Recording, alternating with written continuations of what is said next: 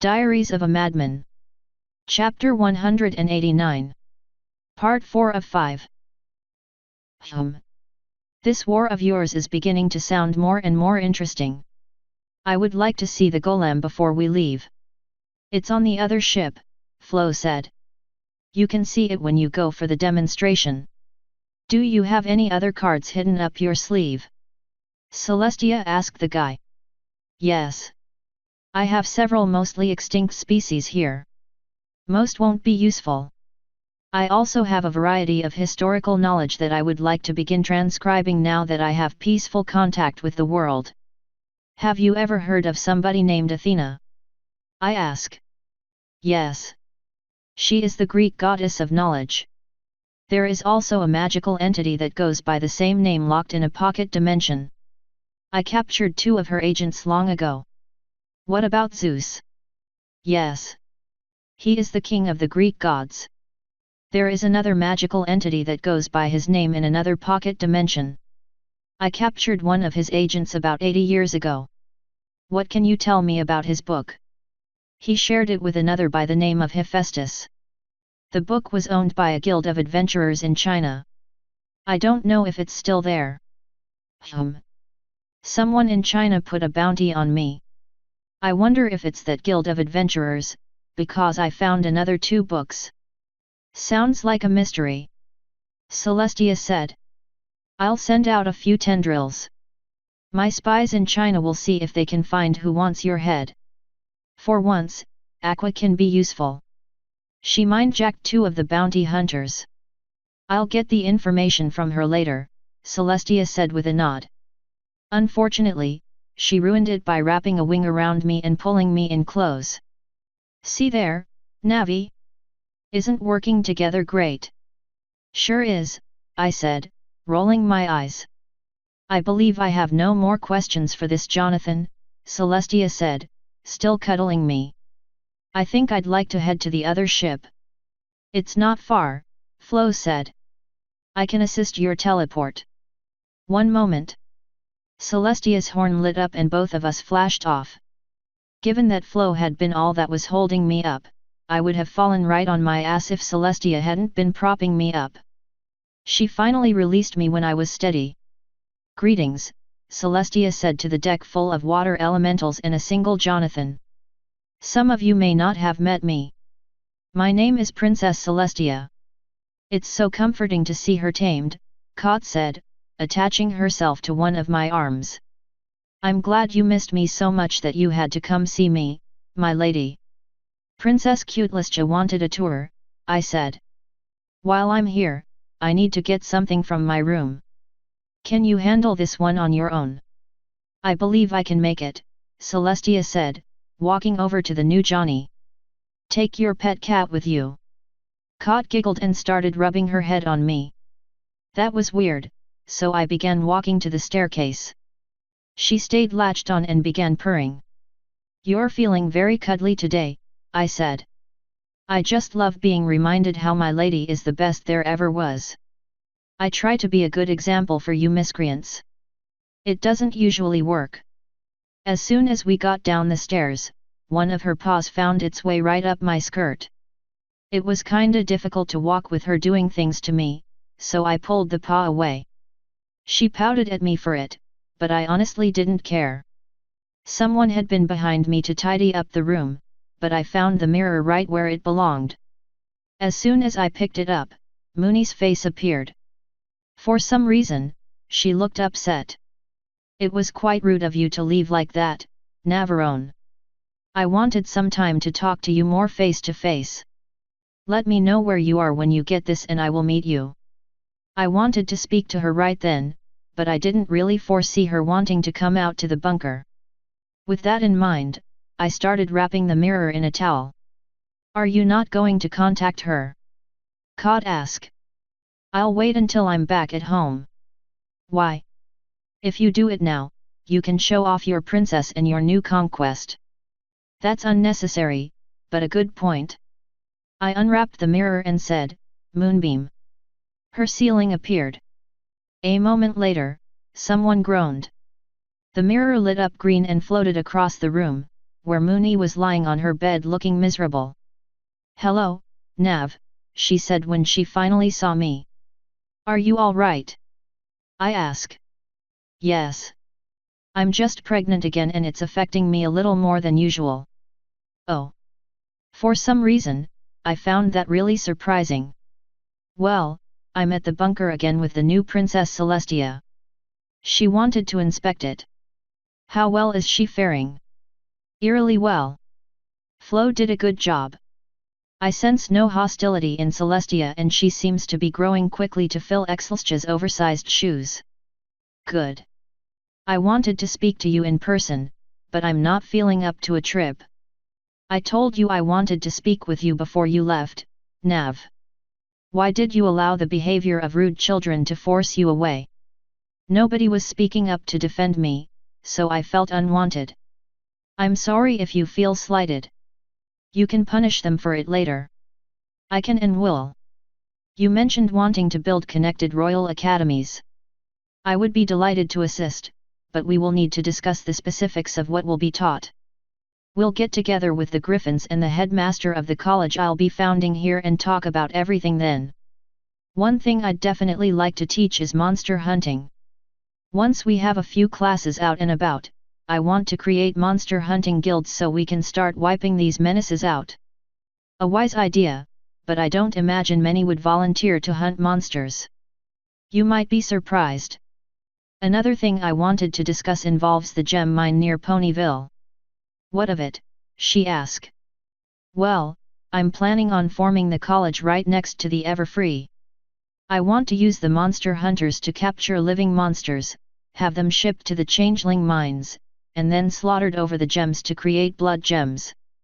I'll use those to help fuel the Tartarus War. You have my permission, but I will be keeping a percentage." "That's fair. We can negotiate how much when we actually get it going." "There's another thing I wanted to ask. Now that I have a house in Canterlot and now that I have Celestia under my control, I think it's better that I stay there. I was planning on expanding the house your changelings built for me into the university. I was wondering if they might be up for another building project." "We are," she said. "It will take us longer to build, though. We've made a few improvements to our generators that'll help. Magi Tech will definitely be on the curriculum." Twilight Sparkle was hoping to help direct the building efforts. "Why must you insist upon allowing her to ruin your greatness?" she sighed. "Twilight chose to support me over Celestia," I said. "That takes conviction, honor, and loyalty to me. She is a very valuable asset, even if her social skills occasionally leave something to be desired. Twilight is best when you point her at a goal, tell her why the goal is important, and give her guidelines for how to achieve the goal. That's what I did with the academy. She knows what I'm trying to accomplish and I trust her to build an academy worth attending." "You're always so quick to defend your toys," Mooney said. "I somewhat wonder how quick you are to defend me." "Extremely," Kot said. I turned the mirror to face her. "Everyone is always shocked and surprised, but every time anyone says anything negative about you, Nav immediately jumps in to say how quickly you're changing and how good you're becoming. She also usually calls you either a cutie pie or a super sweetie." When I spun the mirror back, I saw that my pretty little queen was actually blushing. "That answer your question?" I asked. "Sufficiently so. It's comforting to know your loyalty extends beyond just my presence." "I do my best to wear just one face," I said. "It makes deciding which to pick for the day so much easier." "Those like you are a commodity, Nav," Mooney replied. "You can certainly do better than a princess's student, number one or not. How upset would you be if I told you that the Griffin princess might kinda sorta have a thing for me?" "Not at all, given that I am already aware. Her lust was obvious and deep enough that I'm sure you've been to her chambers more than once." "Any love mixed in all that lust?" I asked. "She's a young female griffin," Kot said. "They're basically one and the same." "Very much so," Mooney said. "If you want her attentions to falter, put a better candidate before her and she would likely switch her tune in a heartbeat. That might not be a bad thing. I have serious doubts about her ability to be discreet. We could make her disappear, Kot helpfully suggested. We're not making a princess disappear, I said. Anyway, we got way off topic and I don't want to take up too much of your time. Right now, I'm spending most of my time being miserable, Mooney sighed. I'm sure having you here with me would put a smile right back on my face, though. I have appropriated Nav's services for the moment, Celestia said, poking her head in the door. And I believe she has plans immediately after. As tempting of an offer as it is, I'm afraid my liege lady summoned me first. Queens outrank princesses, my queen said. You might be pregnant, but I am less than 2 days old, Celestia said. I require Nav's services considerably more, believe me. That is fair, Moonbeam said. How do you feel? I feel right.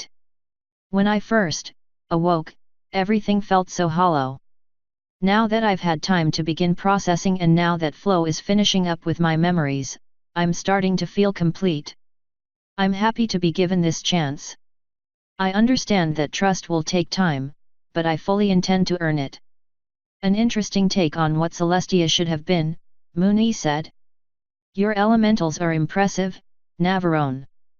The ones who aren't traitors, that is. Yes, the ones who aren't traitors are definitely impressive, I said. Aqua sighed in my head. Wait until you see a fire elemental fight. I hope it never comes to that. Since your princess is demanding your attention, I will allow you to return to her.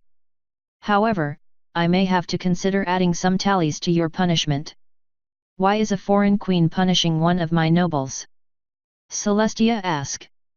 Because I've been a naughty girl, I said. And Mooney is gonna teach me a lesson. Ah. I withdraw my question. I would like to schedule a meeting later, though. Will you be available for a talk tonight? I will. I'll keep the mirror near. I'll see you later, Mooney, I said.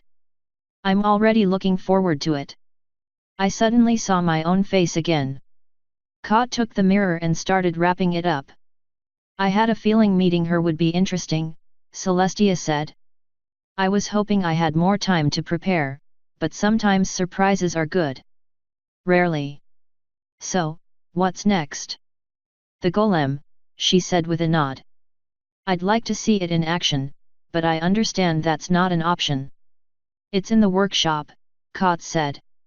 Last I saw, Jack was also in there working on a new project. Then we're going to poke our heads in, I said.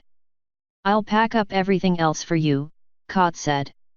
It's good to see your servants know how to be useful, Celestia said, pulling her head back out. Shall we, Navi? Sure. Normally I would defend my vassals, but if Kot wanted to pick a fight, that was entirely on her. She didn't say a word as I left, but her tail was swinging. When we were a few steps down the hall, I said, I really hope punching down won't become a common thing for you. I'm Princess Celestia, she said. The only way I have to kick is down. Tell that to Pyrite. I would, if kicking up at him wouldn't potentially cause a war. I say the reason I can only kick down is because kicking up to any of those who are more powerful than I would be a very poor life decision. I do not intend to snap back at just any snippy remarks, but I won't be talked down to by a rapist. That's fair. Just remember that this particular rapist is psychopathic, brainwashed by Flo without permission to be loyal, and also happens to be a trained assassin. We try not to provoke her. I've dealt with assassins before. At 2 days old? I'm impressed. That made her snort. If you can kill 2 assassins in the body of a baby, I doubt I would have much issue. Ouch. I kinda wanted to reply, but we got to the workshop and I wanted to go home even more. So I opened the door and let myself in. Jack was using Blaze to heat metal for him. The golem was chilling next to one of the walls. So I take it you were successful, Blaze said. I was, I said. Meet Princess Celestia 2.0, now with less tyranny and more cuddles. Good riddance, he said. I can already tell you're different just from the look on your face. That's good to know, Celestia said. I'm sure the way she used to look at you made you feel all icy. No. I could tell as soon as I saw her exactly what she thought of me and the other elementals. As soon as she got what she wanted from Nav, we were going to become public enemy number one. Well, for what it's worth, you struck first, not I. Seems to be a good thing to me, Jack said. Sounds like we avoided one hell of a bloodbath. Hunting Celestia would have been a thing of legends, Blaze said. It's a shame we won't get the honor. But taming Celestia is a much wiser approach. And now that she is tamed, we need to get her up to speed, I said. Show her the golem. Jack picked up a wrench and threw it at the golem. It caught the wrench out of the air without even turning. It's eerie. One or two of those runes gave it some kind of intelligence. It's extremely basic, but the auto-repairing thing got me thinking. What else might this thing do without me even knowing? That would be a question for Athena, I said. Her book is in Canterlit. End of Part 4.